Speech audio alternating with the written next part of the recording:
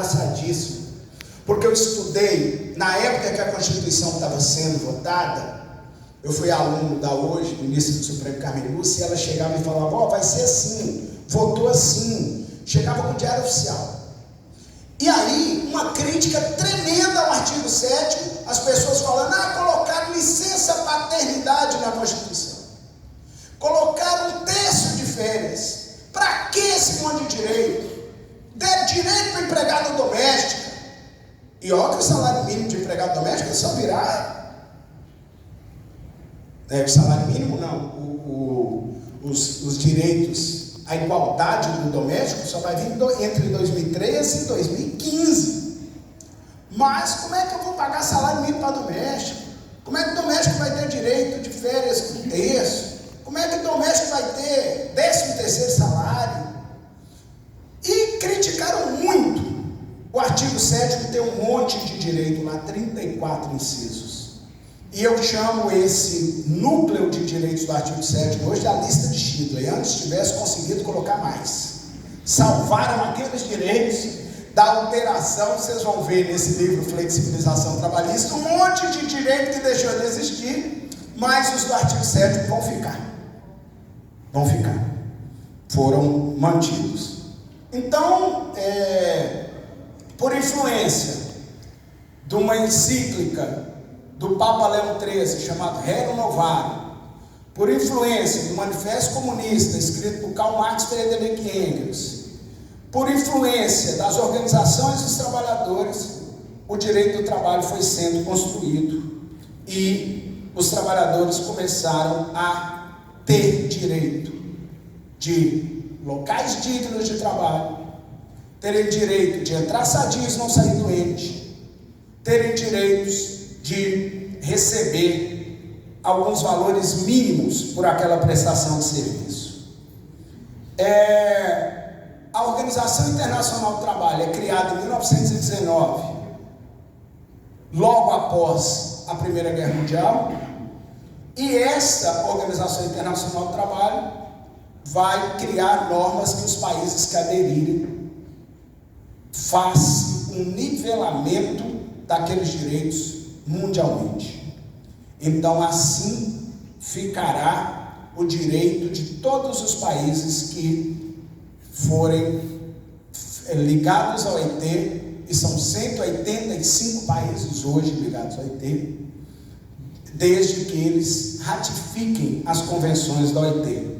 Então há uma internacionalização do direito do trabalho a partir da Organização Internacional do Trabalho. E o mundo, nesse período, depois da Segunda Guerra Mundial, começa a levar o direito do trabalho mais a sério. Começam a produzir direito do trabalho e os trabalhadores começam a negociar no patamar mais alto. E aí eu preciso falar um pouquinho de modelo de produção, de Fordismo, Taylorismo e Toyotismo, divisão e organização do trabalho. E é o seguinte: as primeiras fábricas do modelo fordista eram fábricas gigantes, produzia-se tudo. Vamos pegar o automóvel, a partir do automóvel. Tem um livro maravilhoso que chama Civilização do Automóvel, de Thomas Brunet, fininho, mas aí dá para entender como que o Japão se reestruturou a partir do automóvel. Olha isso aqui. No modelo de Ford, 85% de um carro era produzido dentro da fábrica. Como que chama hoje o local que produz carro? Como que chama? Montadora. Nem fábrica chama mais.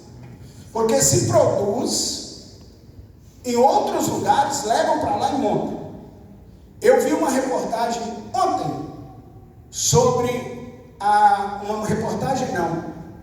um filme a partir da visão dos economistas brasileiros, todos, está no canal que chama Curta, da TV a cabo, e mostrando como que funciona uma montadora hoje. Pouquíssimos empregados, quase tudo automatizado. É mais fácil você adoecer com sujeira dentro do hospital, com vírus no hospital, do que numa montadora de automóvel. Todo mundo com roupa branca, não tem mais aqueles macacões sujos de graxa, ninguém se suja de graxa. Mas na época de Ford, 85% do carro era produzido lá. Muita gente não sabe, mas Ford tinha uma cidade no Brasil, chamada Fordlândia, em que o governo, e existe um livro chamado Fordlândia, em que o governo brasileiro cedeu uma parte enorme na Amazonas para ele, Ford, fazer o quê? Extrair o látex da seringueira e produzir o pneu. Ele tinha siderúrgica dentro da fábrica para forjar o ferro para fazer a roda. Ele tinha fazenda de boi no Texas para o couro, ser o couro do carro. E 85% era produzido lá. Sabe quantos modelos ele produzia? Sabe o que Ford dizia? Que automóvel podia ter qualquer cor, desde que fosse preto. Então todos os carros produzidos pela Ford eram pretos, chamado modelo T e preto. Então Ford fiscalizava como que se a pessoa era religiosa, se ele tinha um bom comportamento, punha gente para vigiar, se bebesse mandava embora. Só que o operário não tinha rosto, porque ele treinou as pessoas de um jeito que entrava um, saía outro, e ele promovia aquelas pessoas que ele entendia que tinham bom comportamento. Ford tinha quebrado em 1904, quando foi em 1913, com essa reformulação, e ele cria uma coisa que chama esteira de produção. E quem vai ditar o ritmo da produção é quem controla a esteira. Se vocês pegarem um filme que chama Tempos Modernos, de Charles Chaplin, você vai ver que a pessoa fica condicionada. Ele, trabalhando na esteira de produção, vai colocando, por exemplo, retrovisor no carro.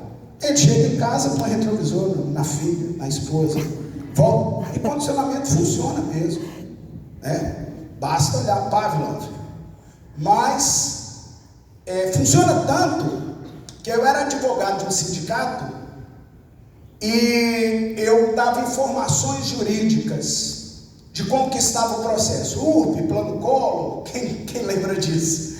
E aí os trabalhadores ligavam, e o telefone da minha casa tinha o mesmo toque do telefone do sindicato. Tinha um plantão meu no sindicato que eu dava 80 informações.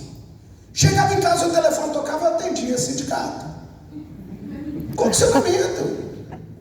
Então, quando cria a esteira de produção, o Ford fixa o homem, a mulher, o trabalhador, a trabalhadora, num lugar. Eles não precisam sair para pegar a roda, tudo vai passando, a estrutura do carro vai passando, ele vai pegando aqui embaixo e vai montando. Se eu quero produzir mais, eu aumento o ritmo da esteira de produção. E aí eu vou ter que prestar mais atenção e fazer aquele movimento.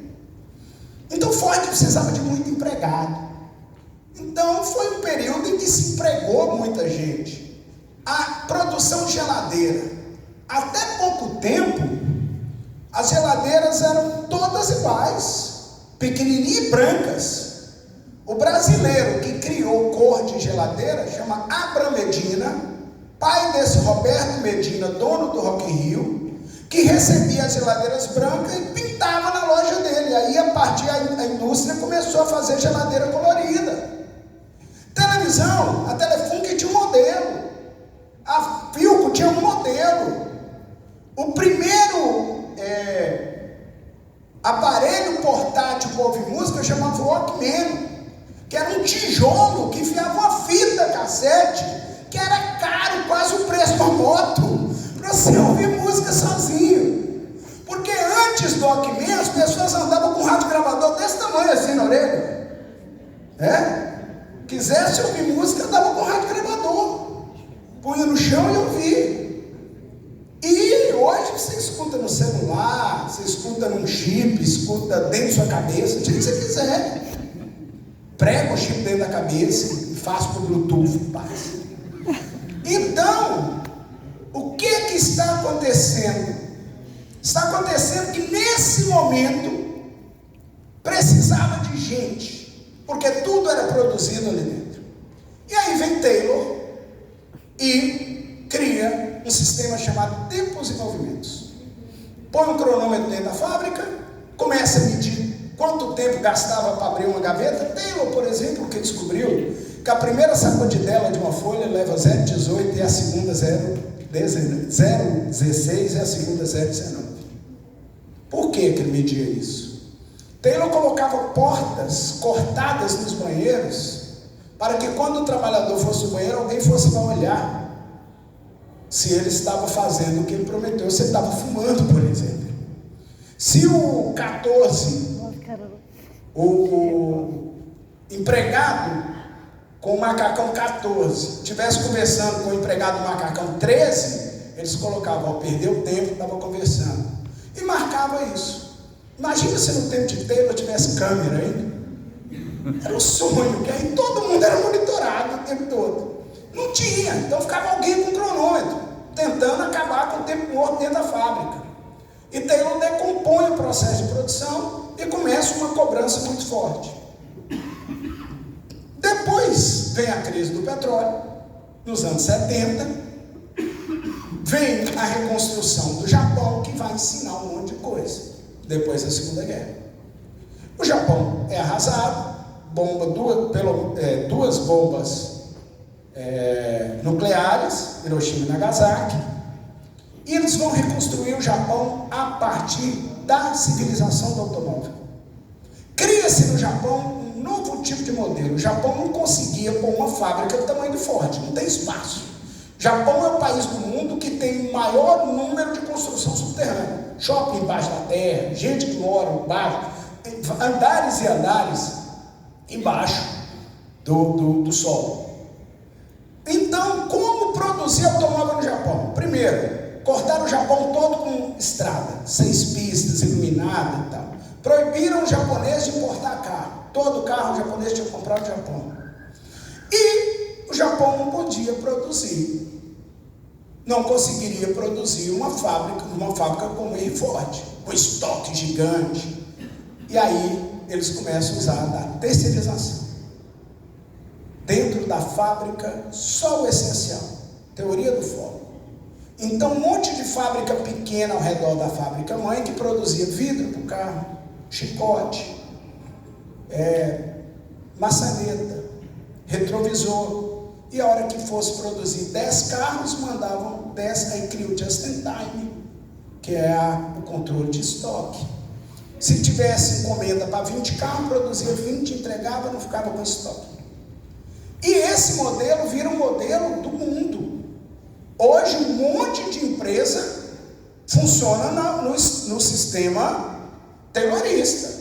Cobrança de meta, cobrança de horário, várias tarefas com pessoa só. Chega no banco, o que era o caixa do banco? Alguém que recebia conta, pagava, você pagava e ele recebia. Hoje chega no banco, no caixa, você não vai te oferecer um produto de previdência privada, você não vai tentar te vender uma poupança premiada, um plim. O gerente vai gerenciar a gente, vai ser fiscal, vai ser... Então, uma pessoa que operava uma máquina lá em Ford, que era especialista em para-choque de carro, aqui ele vai operar 5 máquinas. Ele vai precisar falar inglês. Ele vai... Por quê que eu vou querer alguém que fale inglês? Porque eu tenho tanta gente no mercado que eu posso escolher a qualificação que eu quero. Porque se ele fala inglês, ele vai saber ler um manual em inglês. Não.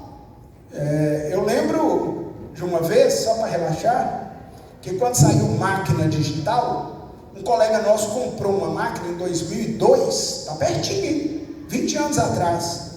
E estava numa arrogância que tinha comprado uma máquina digital, todo mundo com máquina de filme e ele com máquina digital. Foi num casamento, fez foto de todo mundo na máquina digital e as fotos ficaram aprisionadas que ele não sabia como tirava da máquina.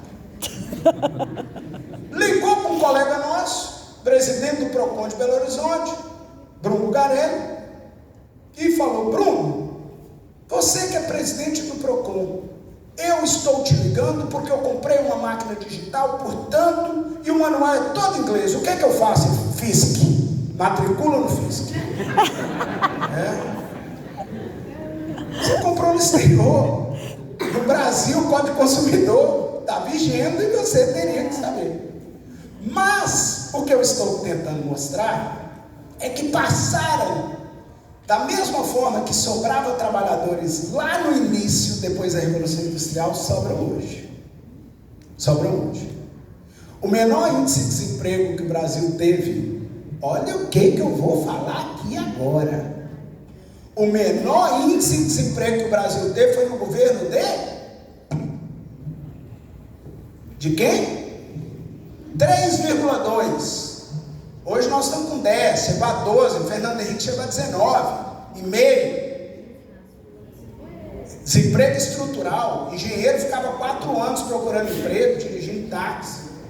O menor índice de desemprego no Brasil foi no governo de Dilma. 3,2. Sabe o que quer dizer isso? Pleno emprego. Pleno emprego. Sabe onde tem isso? Noruega, Dinamarca, onde tem isso? Tá? 3,2. Você entrava no McDonald's, tinha assim: oferece emprego à noite. Tem emprego por turno da noite. Call center, eu advoguei para a empresa de call center, que é o primeiro emprego para quem quiser trabalhar, e que adoece pra caramba, né? Porque é cobrança, você é maltratado, você tem que falar as mesmas palavras. Estaremos transferindo um gerundismo assim, exacerbado. Mas o que eu quero mostrar é que essa organização do trabalho, em que os japoneses criaram, que terceiriza, que o porteiro é terceirizado, a alimentação é terceirizada, só o fim da empresa é que a empresa toca e o resto é tudo terceirizado, e a condição do terceirizado, em regra, é pior do que a da empresa mãe. Uma coisa é você chegar em Belo Horizonte para comprar um carro e falar: eu trabalho na Fiat. Você vai financiar uma geladeira, você trabalha na Fiat. Outra coisa é você falar: eu trabalho na W1022C, terceirizada da Fiat. O crédito que você vai ter é outro. E nós vamos terminar aqui falando exatamente de flexibilização. E a gente vai ver o que é defender a flexibilização ou não. Então, a importância do trabalho hoje no mundo é tão grande, só para fazer um exercício, já caminhando já para o final. Gostei, tá igual o Jô Soares. O Jô Soares fazia uma entrevista boa, e ele falava assim, terminando a entrevista, eu falei, chegando no final, o pessoal, que bom, obrigado. Mas caminhando para o final, não, cumprindo o tempo que vocês me deram. Gente, vamos combinar. Chegando no final. Alguém filmou? Filmei, gente. Mas vamos seguindo. Caminhando para o final. Olha o que é a importância do trabalho hoje no mundo. Olha o que é o trabalho. Vamos fazer um exercício de que uma mulher aposentada no estado de Minas Gerais, com professora P6, com um recebimento mensal de uns R$7.000, ok? Todo mundo acompanhando? Tem 60 anos, 58, 60 anos, encontra um moço de 30 anos e se apaixona, perdidamente. A mulher tem 58, o rapaz tem 30 e eles estão altamente apaixonados. Começam a morar juntos, mas o rapaz tem um probleminha. Se você jogar a carteira de trabalho perto dele, ele dá um duplo twist carpado, sai rodando, odeia trabalhar. Gente boa, vive só ele e ela, são fiéis um ao outro, felizes, mas ele odeia trabalhar. E para ela não há incômodo nenhum o fato de bancar. Ele é legal, acorda 11 horas da manhã, estampa a cerveja, vai para a porta da casa, à tarde assiste Vale a Pena Ver de Novo, solta uma pipa, sai para um barzinho com ela, bebe, vê uma botinha linda, adorei, ela compra, entrega para ele e tal. Ele incomoda ela? Ele dá prejuízo para ela? Não. Tem algum problema aquilo ali? Para eles não, mas para a família dela está assim de problema, porque ele tem 30 anos, forte, academia, não faz nada. Os vizinhos estão todos incomodados ao ponto deles terem que mudar de cidade, porque os vizinhos falaram que ele é vagabundo. Ele só não gosta de trabalhar, gente, vagabundo. Ele só não gosta de trabalhar. Aí muda de cidade, chega na outra cidade e também começa a olhar torto para ele, porque ele acorda 11 horas da manhã, porque ele adora assistir novela da tarde, que solta pipa, 5 horas da tarde. Mas papo bom, porque assiste os jornais todos, está atualizado. Mas existe uma coisa chamada centralidade do trabalho. A sociedade entende o trabalho como valor. Por mais que ela não se incomode, aí alguém vai, arruma um emprego para o cara fica 2 dias, bate um pouco lá, uma confusão, coloca ele para trabalhar no estacionamento, ele bate um carro para poder ser mandado embora. Gente, ele é ótimo, ele só não gosta de trabalhar. E aí vocês vão falar assim, mas isso não existe. Existe, que ela é minha tia. Ela é minha tia. Existe. Tá? Existe. Ela é minha tia, chama Maria Lucia. Eu vou falar o nome do rapaz, que Deus entende. Então, o que eu quis demonstrar com esse exercício que nós fizemos aqui? Que trabalho é valor.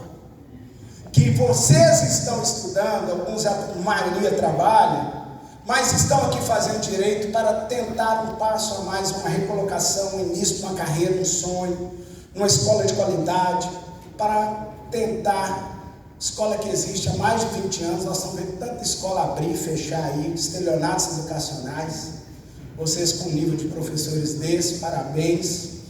E aí, o que eu quero tratar é que nem sempre foi assim. Para vocês terem uma ideia, existem pouquíssimos registros sobre trabalho livre no Brasil antes do Império, no período do Império, antes da República. Pouquíssimo. Quem que trabalhava? Sabe onde vocês vão achar alguma coisa? Num livro chamado Mauá, de Jorge Caldeira, sobre a vida de Irineu, o evangelista de Souza, Barão do Mauá. Mas tem pouquíssimo registro. Eram menores que trabalhavam em supermercado, em vendas, em armazéns, eram escravos libertos, eram estrangeiros que vinham para o Brasil, degradados, ou corridos, ou fugidos, ou mudando para cá. Mas as pessoas, de modo geral, viviam ao redor da cor, não se trabalhavam. Não se trabalhavam, porque o trabalho não era valor. E é isso que eu quero tratar aqui, que a terceirização, ela cria 2 tipos de trabalhadores numa mesma empresa, porque nem sempre, ou de modo geral, o trabalhador daquela empresa X, que é a empresa mãe, tem o mesmo direito da empresa que presta serviço para varrer lá, ou ser quem fornece alimentação. E o que vai acontecer é que o mundo fica pequeno. Por 2 motivos. Aí vem uma coisa chamada globalização, ou mundialização, como querem os franceses. 2 pontos.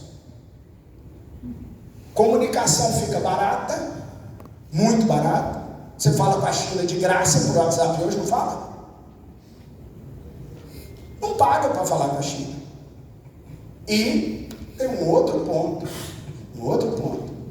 Transporte ficou rápido. Eu consigo tirar um bloco de motor de Betim, Minas Gerais, na fábrica na Texid, do grupo Fiat, e entregar em Detroit com 27 horas. Ok? Sem gastar com comunicação, mandando e-mail, acertando tudo. Sai a carreta, leva no aeroporto de Confins, desce em Detroit, carreta busca, está dentro da fábrica da Chrysler, em Detroit, em 27 horas. E aí as empresas fazem o quê? Vou procurar onde tem menos direito ao trabalho. Aí começa o movimento de flexibilização. Mas deixa eu contar uma coisa. Quando a gente defende a diminuição de direito ao trabalho, muitas vezes nós somos cúmplices do próprio aventamento nosso. Na Espanha, criaram 9 tipos de contratos por prazo determinado. Decreto Real 8 e 9.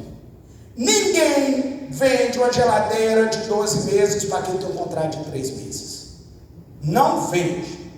Você não consegue crédito de prazo, um contrato de prazo determinado, por mais que seu contrato.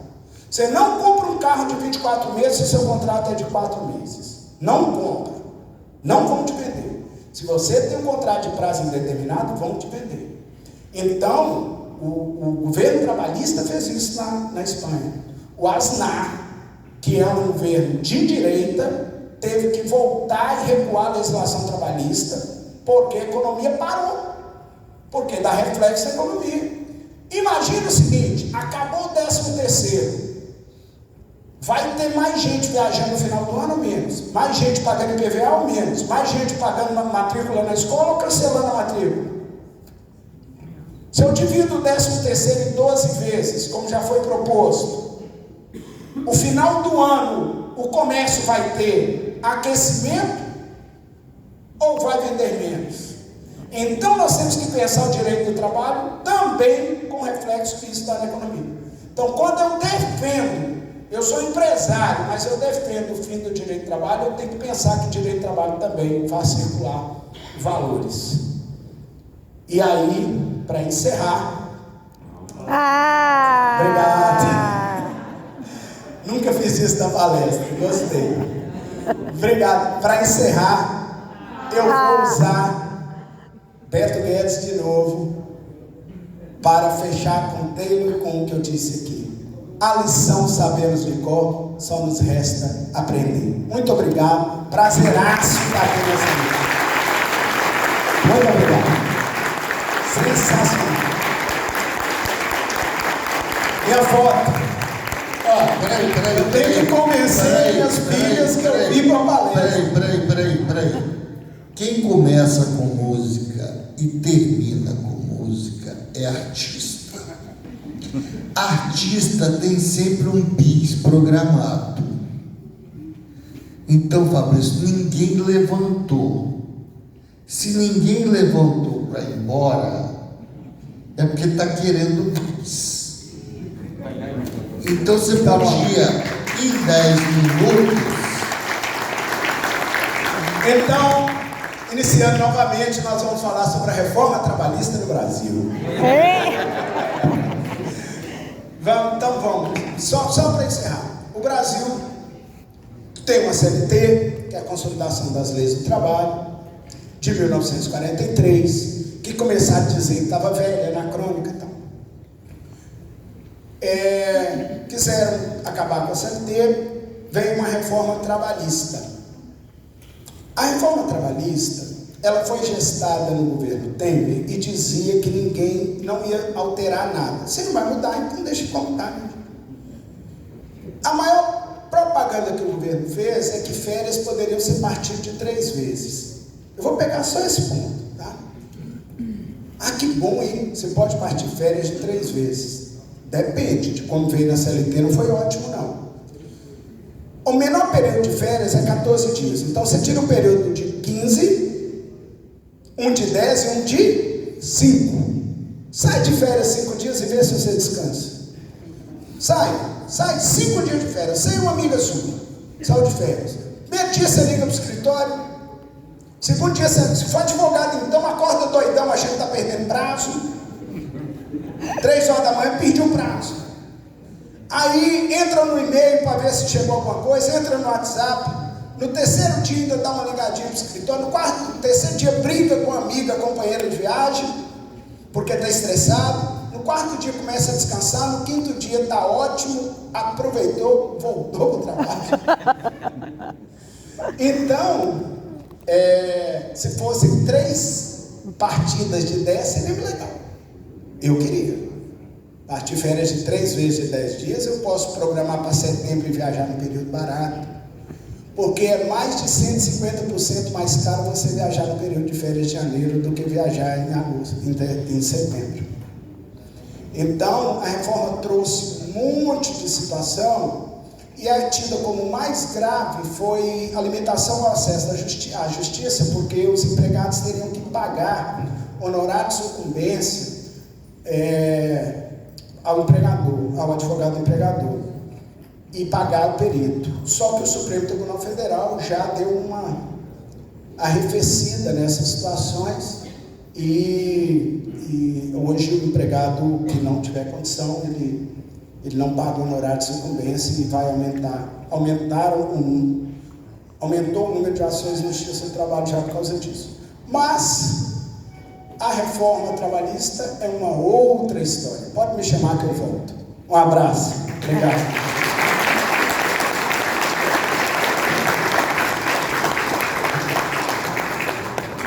Fabrício, obrigada mais uma vez pela gentileza de ter vindo. E eu vou mais uma vez inaugurar as perguntas da mesa. Fabrício, enquanto você estava falando, eu estava pensando aqui.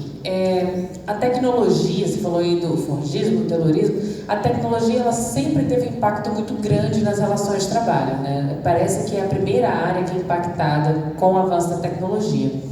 E hoje, essas mudanças cada vez mais rápidas, hoje a gente se depara com as questões de aplicativo em relação ao trabalho, né? iFood, Uber e por aí vai.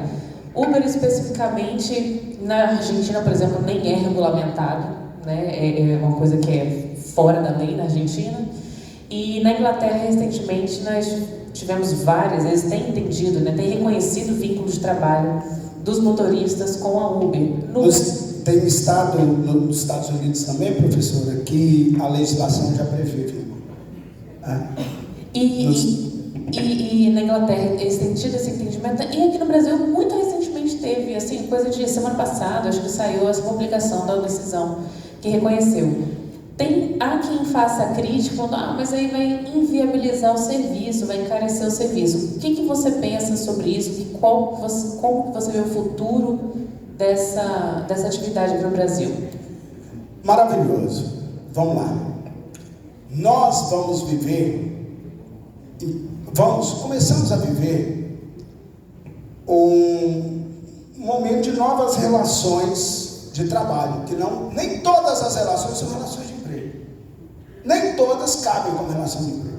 Para vocês terem uma ideia, um laboratório de futurologia conseguiu elaborar que em 20 anos, daqui 20 anos, 70% das profissões não existem hoje.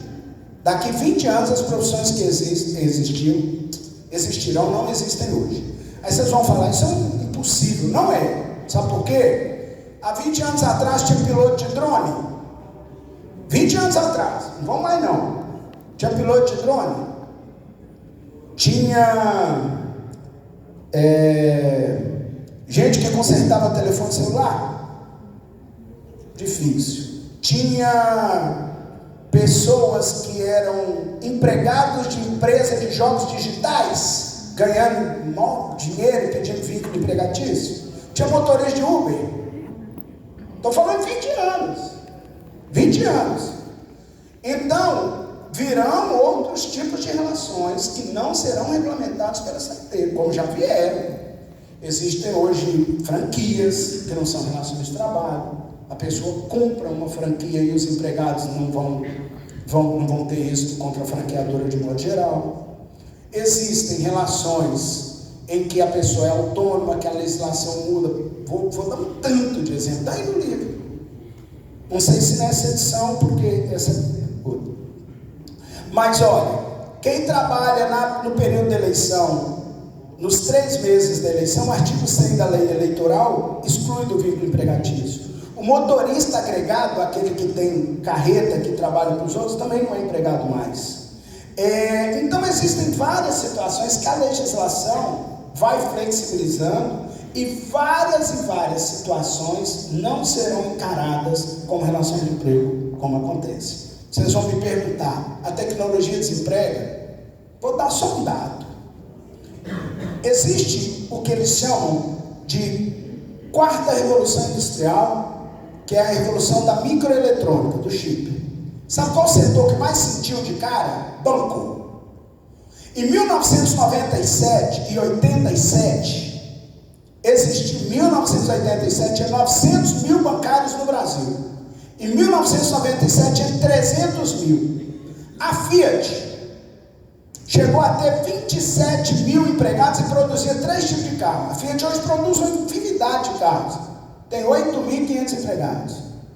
Claro que tem a parte terceirizada, que a empresa virou outro tipo, deixa o modelo fordista e passa para o modelo toyotista. Terceirização, just in time. Você está andando entre Belo Horizonte e São Paulo, passa aquelas carretas o tempo todo, trazendo pneu, regulando o estoque, porque é zero estoque do just in time.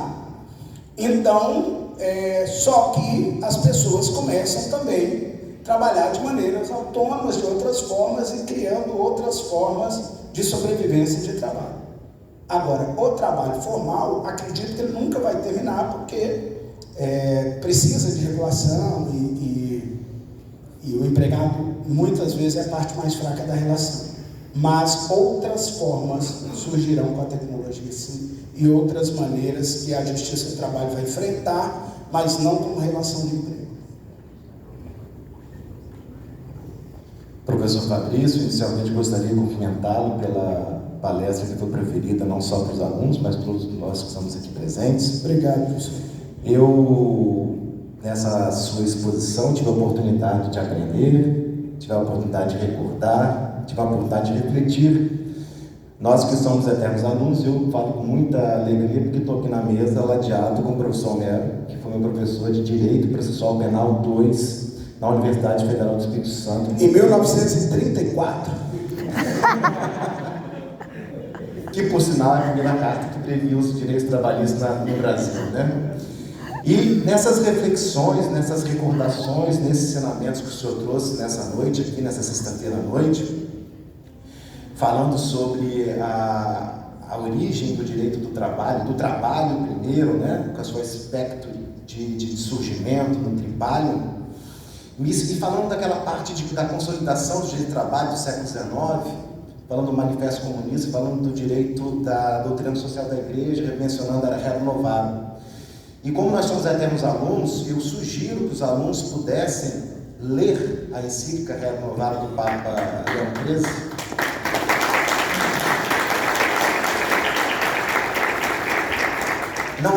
Eu já tenho ela no meu celular, vou mandar aqui para o professor Cláudio, vou mandar um manifesto. Eu vou ler o manifesto comunista, vou ficar doido. Vai não, viu, gente? É um texto técnico, tá? Leiam como se estivesse lendo um romance. Não acha que vai virar doido, que vai ler o manifesto comunista. Nem comunista, muito menos. E mesmo que a pessoa não queira ser comunista, para criticá-lo tem que saber o que é. Você não pode criticar aquilo que você não conhece. Um documento histórico. Isso, né? Exatamente. É não ter preconceito. Eu sofri muito lecionando direito do trabalho, que o aluno chegava na primeira aula e falava assim, direito do trabalho eu não conheço e não gosto. Eu falei, parabéns, obrigado. Muito prestígio para mim. E nessa tarefa de entender o direito do trabalho, de gostar do direito do trabalho, o senhor também falou da terceirização. E na terceirização, nós temos uma série de parâmetros que foram sendo consolidados pela Justiça do Trabalho ao longo de anos, diante da lacuna legislativa. O legislador não regulamentava o direito do trabalho, o fenômeno da terceirização, apesar de muito antigo. Tinha a súmula 331, que o Supremo se debruçou a analisá-la depois que a reforma trabalhista, na verdade, primeiro foi a Lei 13.429 de 2017, depois a própria Lei da Reforma Trabalhista, autorizar a terceirização da atividade fim. Então, sobre a terceirização, algumas perguntas para o senhor, refletir com os alunos. Primeiro, como o senhor vê a decisão do Supremo Tribunal Federal a respeito da possibilidade de terceirização da atividade fim? Esse é o primeiro ponto. E o segundo ponto, que é uma questão aberta no Supremo, apesar de ter um tema de relatoria do ministro Nunes Marques. O ônus de prova na terceirização, quando envolve órgão público, ente público, esse ônus de prova da fiscalização prevista na Lei 8666 de 93, deve recair sobre o trabalhador ou deve ser reputado àquele que alega o fato impeditivo, que é justamente o ente público? E que os tribunais não aplicam. Vamos lá. Eu tenho posição formada, claro que eu sou advogado e eu posso ter situações em lados diferentes aqui, mas eu tenho, enquanto professor, eu tenho opinião formada sobre os dois temas. Eu entendo a terceirização ilimitada como uma quebra de um preceito do direito do trabalho, que é patamar mínimo civilizatório. Eu não entendo que possa existir uma terceirização sem peia, em uma terceirização que você possa ter uma empresa sem nenhum empregado. Não entendo. Não entendo que uma escola possa criar uma cooperativa e mandar todo mundo embora. Não entendo. Mas nós temos uma decisão, temos uma lei, temos uma decisão. Cumpra-se. Segundo, ônus na prova. Eu acredito que seja uma das legislações mais favoráveis ao Estado que o próprio Estado já produziu, e as decisões têm vindo nesse sentido. Eu não tenho acesso aos documentos, eu não tenho como vigiar um contrato de terceirização da Prefeitura de Vitória com uma empresa que cuida de jardins e parques em Vitória, e eu sou empregado, sou mandado embora e eu não tenho direito de receber porque não tem falha nesse processo e eu não tenho como provar. Então, eu já até atuei tentando o que o senhor disse que é exceção da lei, mas eu não tenho visto boa vontade dos tribunais para aplicação dessa exceção, mesmo quando tem espaço para isso. Tá? E aí o empregado fica sem receber.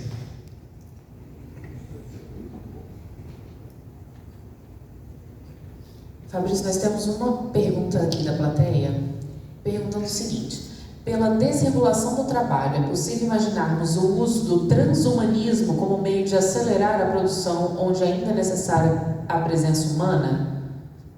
Aí ele usa aqui, entre parênteses, implante de órgão para aumentar a força e a velocidade de resposta. Nossa, quem me perguntou isso? Fala um pouquinho para a gente, levanta, por favor, fala de transhumanismo aí. O transhumanismo está considerado na quarta revolução industrial. Né? A transformação de pessoas. Exatamente, em super seres humanos.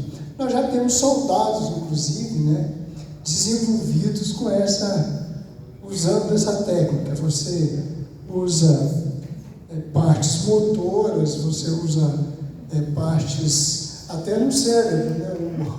O nosso maior desenvolvedor hoje de espaçonaves está trabalhando também nesse sentido, né? Então, a gente vê o seguinte, que nós estamos em velocidade, em força, nós estamos ficando para trás das máquinas, né? E seria até natural que fosse assim. Sim, entanto que na Revolução Industrial as pessoas se voltaram contra as máquinas quando acharam que as máquinas que os desempregavam, e quebraram as máquinas. Exatamente. Né? Quebraram os teares, quebraram as fábricas de cerveja, quebraram as máquinas, porque um tear, e quando tudo era feito manual, precisava de 20. Com o tear, 3 pessoas levavam 2 teares. Exatamente. Então, mas como há ainda, né, no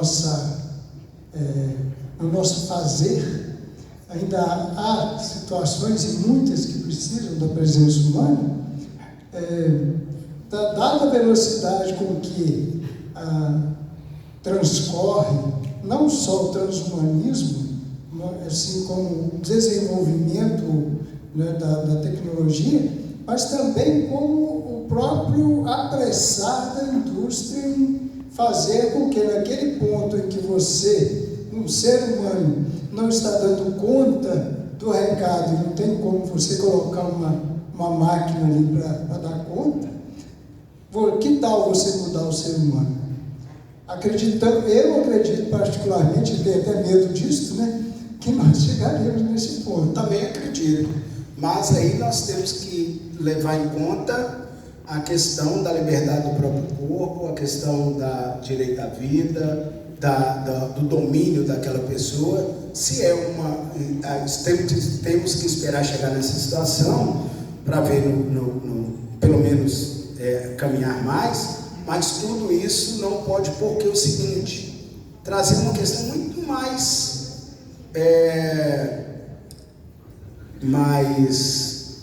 pitoresca, que foi no ano de 1994, o Brasil foi condenado na Organização Internacional do Trabalho porque estava fazendo ligadura de tronco em mulheres sem autorização delas, para elas continuarem trabalhando para não ter direito de licença maternidade.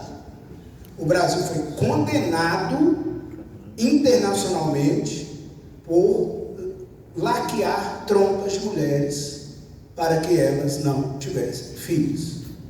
A partir do momento que nós temos invasão em qualquer tipo de parte que seja qualquer, nós estaremos ferindo preceitos constitucionais e princípios da Constituição. Tá? Muito obrigado pela pergunta.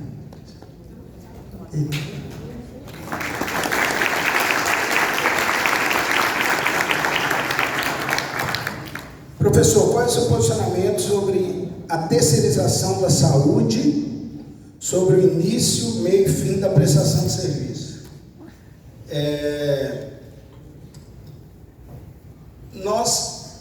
A gente teve um momento agora que vai impactar bastante nesse meio. Nós acabamos de ter uma aprovação da lei agora no governo de Jair Bolsonaro, nos últimos dias, em que criou um piso para as técnicas de enfermagem para enfermeiros.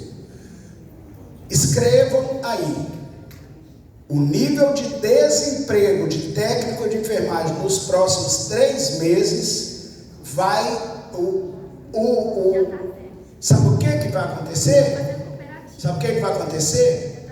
Vai acontecer algumas coisas. A primeira: os hospitais vão começar a contratar só enfermeiros de nível superior, porque é R$1.000, porque eles tiveram 70% de aumento e o outro 170% de aumento do que se pagava de modo geral.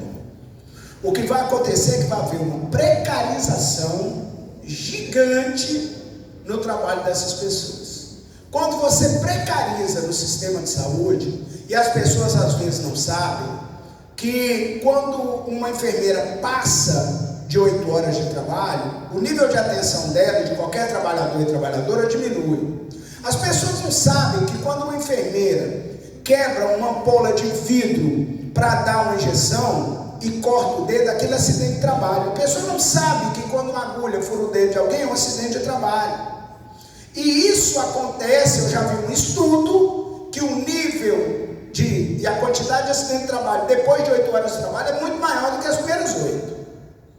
Então, quando eu falo de terceirização de saúde, se eu falar de precarização, eu tenho muito receio nessa divisão do trabalho, em que eu tenha um setor que é ligado à vida de pessoas com precarização. Professor, você acha que com isso pode ser criado novos cargos para substituir os técnicos? Não, eu acho que vai acontecer acordos coletivos de trabalho, aceitando a incorporação de hoje de verbas que hoje as pessoas recebem, transformando aquilo em salário. Sabe, algumas prefeituras do interior, que ao invés de pagar o piso da professora, junta um monte de coisa e fala que paga o piso? Mais ou menos isso. Fabrício, eu queria te agradecer mais uma vez por estar aqui. Queria puxar uma salva de palmas para essa palestra.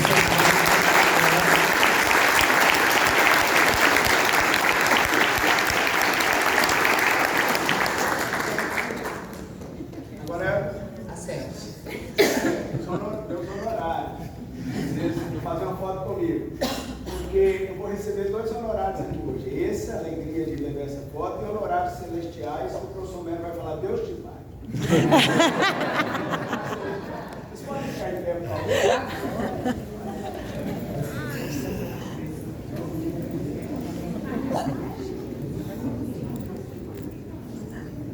Sexta-noite, hein? Obrigado.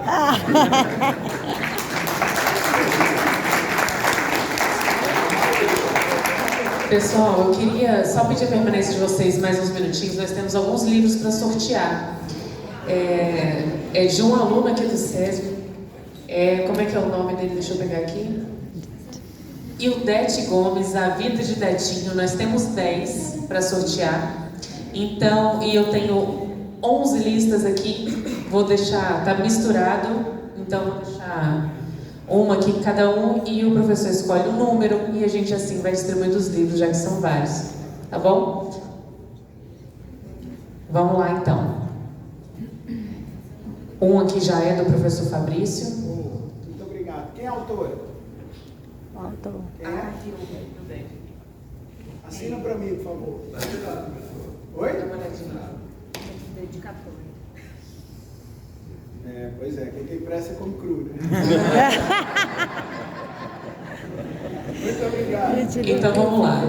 Estou aqui com as listas misturadas, tá? A primeira que apareceu aqui é do quarto período, então é alguém do quarto. Professor Eni, de 1 a 14. 12 é Welton. Welton, tá aqui, maravilha. Wesley, faz a gentileza, por favor. Já foi do quarto. Quinto período apareceu aqui. Quinto período, eu vou fazer o seguinte, eu estou com 3 assinaturas, então eu vou pedir para o professor Cláudio escolher de 1 a 3. 2 é o Matheus de Santana Assunção. Vai, Marinho. Vou pegar de baixo agora. 10º período. Gente, eu misturei, viu? Vamos lá. Professor Leandro, eu tô com noturno. Não, os dois são noturno.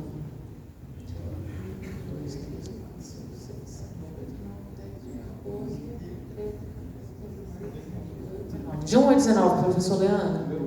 1. Bom que o 1 quase nunca escolhido, não é justo. Aleph. Aleph tá aí? Ah, que pena. Então, o próximo, professor Leandro. 2. É o Carlos Alberto. Opa, maravilha.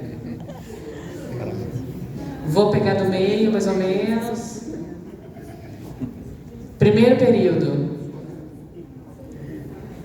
Homero, de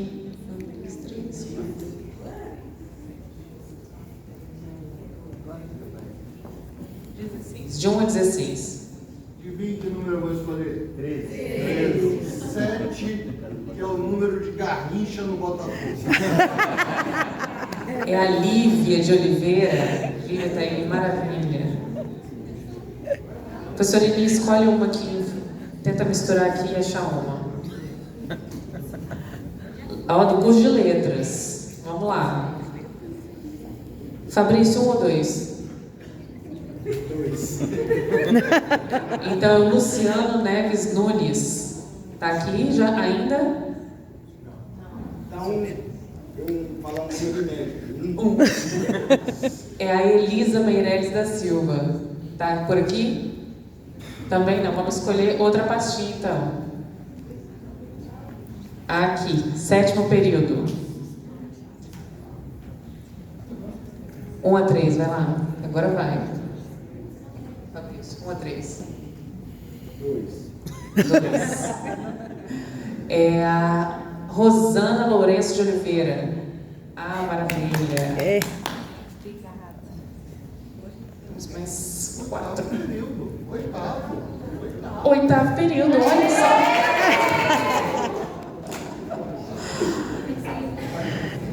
Deixa eu contar aqui, a presença está grande. O Homero fez um trabalho bom com vocês, espera aí.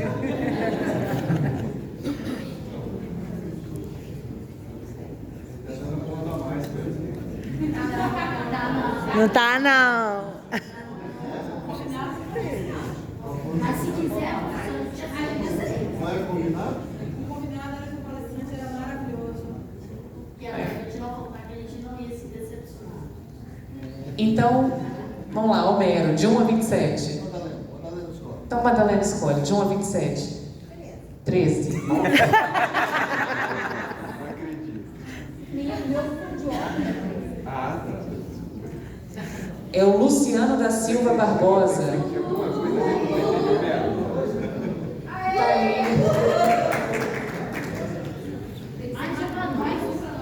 Vou pegar o de cima para não ficar injusto. Vamos lá, quinto período.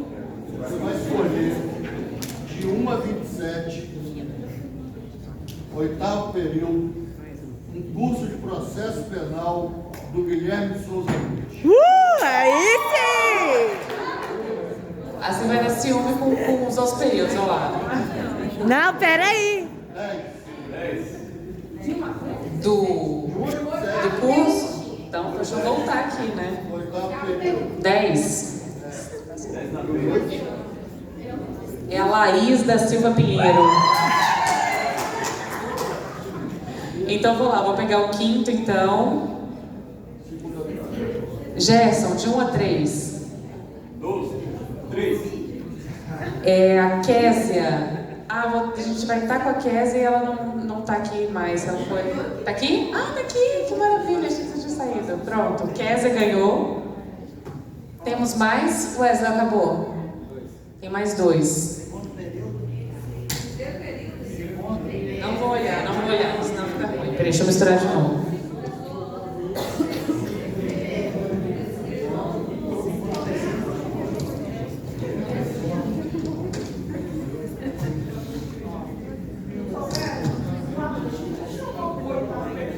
Segundo período.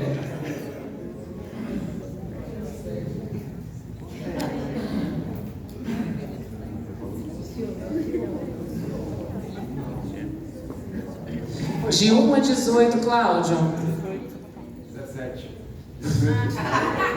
É a Laila Coimbra. Ah, maravilha, tá ali. Ali, Wesley, no cantinho. Laila, levanta a mãozinha, por favor. Cadê? Eu vi alguém levantando a mão?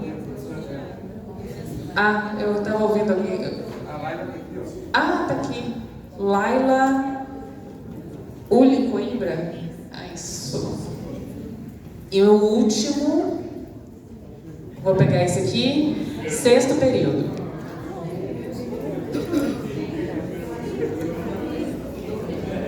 Professora Eni, de 1 a 10. 5. É a Lânia Zampróglio de Lírio. Maravilha. Pessoal, mais uma vez agradecendo a presença de vocês nessa sexta-feira. Eu vou passar a palavra para o Cláudio para ele. Desculpa, eu já postei aqui para quem quiser me seguir. É Antônio Fabrício Gonçalves. De vez em quando eu ponho dica de direito de trabalho, live, seminário, temas de monografia, tá? Instagram, Facebook, Antônio Fabrício Gonçalves, estou à disposição. Antes do Dr. Cláudio finalizar, gostaria de informar aqueles que vieram aqui para a surpresa da noite, que seria uma pessoa que estaria aqui, né, sendo homenageada nessa noite. Infelizmente ela passou mal, não pôde vir. Era a mãe do professor Cláudio. Obrigado, gente. Infelizmente mas eu vou transmitir os aplausos para ela, ok? Bom, está encerrado. Eu gostaria de agradecer, como o professor mesmo falou e palestrante, né? Numa sexta-feira vocês estarem aqui é porque vocês estão prestigiando. Agora, todo o trabalho, eu gostaria aqui de agradecer. Não podemos esquecer a presença da professora Débora, daqui, só lembrando. Mas é importante, eu gostaria de agradecer o Thomas. Ele não gosta muito de aparecer não, viu, gente? Até para botar aqui tá difícil, mas ele correu muito atrás para que esse evento se concretizasse. A Lígia e o professor, eles vão brigar comigo de novo. A Lígia e o professor Homero, eles sustentaram financeiramente o aluguel do espaço. A gente agradece, o César agradece. Sem eles a gente não estaria realizando nesse local a semana jurídica. Agradecer também as meninas do CAA, a Marcela, a Crislane, que eu acho que já foi embora, né? Mas a Marcela também, que um dia antes eu fiz uma reunião. Marcela, você pode só levantar a mãozinha para a gente conhecer? Tira o olho, gente, que é a esposa do Thomas, antes que alguém pense alguma coisa. Então, a Marcela, um dia, ela fez toda a estrutura, ela fez a viabilidade, a Lígia participando, largando os afazeres do escritório, e foi muito bem planejado. Eu gostaria de agradecer a vocês todos, porque ficaria muito difícil a gente fazer um evento em tão pouco tempo e na qualidade que nós fazemos, com a qualidade dos palestrantes. Eu fico extremamente honrado, tenho super orgulho de ter vocês como alunos. Alguns ainda serão meus alunos, outros já foram meus alunos, outros são meus alunos. E é importante aqui na mesa ter professores que foram meus alunos, como ter professores aqui que fui aluno deles. É muito interessante. E assim, só para brincar com o Leandro, que eu não podia perder, eu fui aluno do Leandro quando ele era estagiário. Ele era estagiário do professor Hilton. E eu tive o prazer de entrar aquele magrinho ali na sala lá e dando um show já desde, eu não sei qual era a sua idade naquela época. Não fala não que pode dar problema. Não quero. Mas aquele magrinho que chegou ali na sala ali dando aula, já dava para saber que o cara ia ser um grande professor, e é um grande professor que a gente tem hoje. Tá, professor Leandro? Fica aqui também. Bom, então a todos vocês que tiveram essa paciência de estar conosco também, obrigado. E os certificados de vocês vai ser na forma digital. A Mônica e a Marcela vão estar preparando e enviando para vocês. Aqueles que quiserem o certificado de forma assinada e da forma antiga pelo papel, terão que desembolsar R$20, tá bom? Ok, gente? Agora vocês podem aproveitar a sexta-feira. Sextou!